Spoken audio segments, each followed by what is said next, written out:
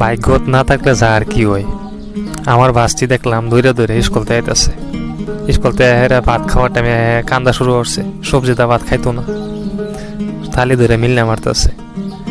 তারপরে আমার চাচা একজনকে ডাক দিলাম যে একটু বসিটা গীতে, বসিটা গীততেছে, বসিটা গীতা টান হয়ে টেস্ট করতেছে। তারপরে দেখলাম আমার বাসটি বালতি লিয়ে দৌড়ে আইতেছে। পাগারে ফেলে রওনা হইলাম, অল্প খাওয়ান দিলাম যাতে মাছ আই। সারা দেয়া বহুত সময় ট্রাই করতেছি কিন্তু কাম হইতেছে না। হেনতে হেন যাইতেছি, হেনতে হেন যাইতেছি, যাও একটা মাছ ধরছি, ধরার পরে দাবিটা ছুটে গেল, ভাগ্যত নাই বোধহয়। অবশেষে 3-4 জনে ট্রাই করার পরে মানে বসিটা ফালা নিয়ে আর একটা মানে সান্দা মাছ ধরছে। মানে মনটা বিরাটই খুশি লাগলো।